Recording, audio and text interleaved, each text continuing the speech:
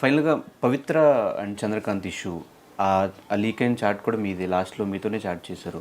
అసలు ఏం జరిగింది, ఏం చాట్ చేద్దాం? చందు నాకు 9 years నుంచి తెలుసు, మేము కలిసి వర్క్ చేసాము. అబ్బాయి 39 చేసేటప్పుడు ఈవిడితో పరిచయం నాకు అప్పుడే, ఆవిడతోని.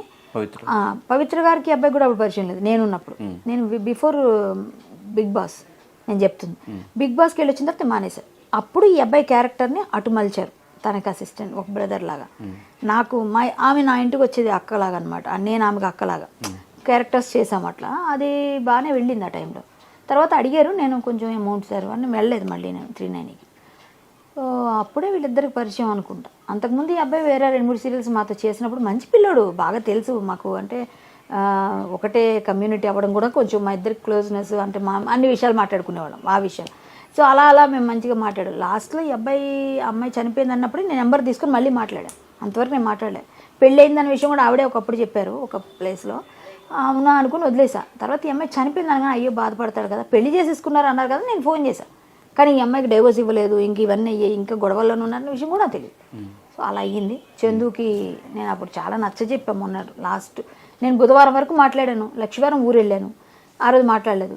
ఫ్రైడే మాట్లాడదాం అనుకున్నప్పుడు అబ్బాయి డెడ్ బాడీగా మిగిలాడు. అది నాతో మాట్లాడినప్పుడు కూడా పిచ్చి పనులు చేయక చందు అని లాస్ట్ మెసేజ్ అదే ఉంది, మీరు చూడండి కావాలంటే. ధైర్యంగా ఉండాలి, యాదవ్ అంటే ధైర్యం అనే పెట్టాను నేను.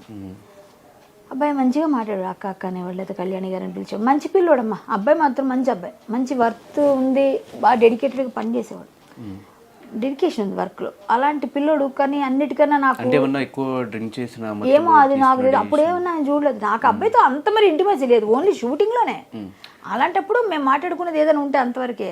మొన్న చనిపోయినాక 3 రోజులు ఎక్కువ మాట్లాడాను నేను, ఎందుకంటే అబ్బాయి మాట్లాడుతుంటే చచ్చిపోతా అంటున్నాడు. నిమిషం ఒకసారి 10 సార్లు అర్థమైంది ఈ అబ్బాయి డిప్రెషన్లో ఉన్నాడు. నాకు తెలుసు ఆ డిప్రెషన్ పరిస్థితి. మా నాన్నగారు చనిపోయినప్పుడు నేను అంతవరకు వెళ్ళాను. మళ్ళీ నన్ను తమాయించుకొని వచ్చాను. మా ఫాదర్ లేనప్పుడు నేను మా ఫాదర్కి బాగా ఇదనమాట, నేను పెట్టిన ఇంకా నాకు శూన్యం అయిపోయింది.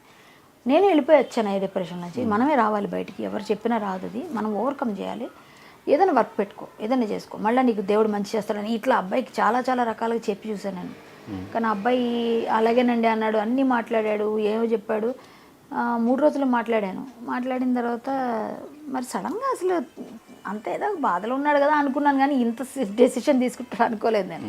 అంటే ఒక సైడ్ మేము చూస్తున్నప్పుడు ఇటు సైడ్ వీళ్ళది ట్రూ లవ్ కాదు, ఇప్పుడు లవ్ అనకూడదు మనం. ఏదైనా ట్రూ లవ్ చేసుకున్నారు కాబట్టి ట్రూ లవ్ ఒక కోసం చనిపోయాడు అని చెప్పి ఇట్లా అనిపిస్తుంది. ఇంకో పక్కన ఆమె అన్యాయం అయిపోయింది అని అటు సైడ్ అనిపిస్తుంది. అన్యాయం అయిపోయింది కాబట్టి నేనైతే విధిలిఖితం అంటానండి. ఒకటి, ఈ పవిత్ర చావు ద్వారా ఈ అబ్బాయికి రాసిపెట్టింది మారకం, చావు. ఆమె చావు ద్వారా ఈ అబ్బాయికి రాసిపెట్టింది. సో అదే భగవంతుడు రాసిందని మీరు నేను ఆపలేమనడానికి ఇది ఒక నిదర్శనం. ఎవరైనా ఇప్పుడు నీకు ప్రాబ్లం ఉందని చెప్పగలుగుతారు. ఆ చెప్పినప్పుడు చాలామంది చెప్పుంటారు, ఎందుకంటే ఆవిడతో నేను చాలామంది చెప్పారంట. నాకు మొన్న చెప్పిన సీరియల్ వాళ్ళనట్లు ఆవిడ వద్దండి, ఎందుకంటే ఆవిడతో నేను చెప్పాము, వినలేదు అన్నారు. ఏమైంది ఇప్పుడు?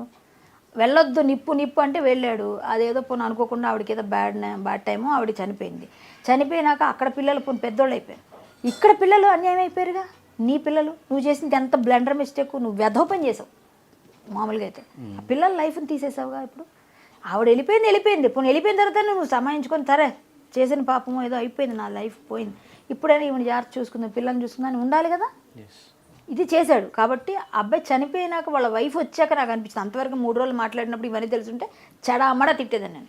నాకు తెలియదు, తెలుసుంటే నేను ఇంకా గట్టిగా తిట్టేద్దును. అబ్బాయి కూడా ఆ చనువు ఉంది కాబట్టి ఏమీ తెలియదు. కానీ నాకు తెలియదు. ఆ తర్వాత బయటకు వచ్చిన విషయం, ఆ వైఫ్ వచ్చి మాట్లాడడం, వాళ్ళ అమ్మ నాన్న చెప్పడం, అప్పుడు తెలిసింది. ఆల్మోస్ట్ అలా అయిపోయిందండి డైవోర్స్ అన్నాడు. అయిపోయింది డైవోర్స్ అని అడిగాను. పెళ్ళికి పిలిచాడు నన్ను, పిల్లలని చెప్పాడు, నీ పిల్లలు పెళ్ళికి వస్తాలని కామెడీ చేశాను, చనిపోయాడు. Thank you so much Kalyani garu. Okay, thank you.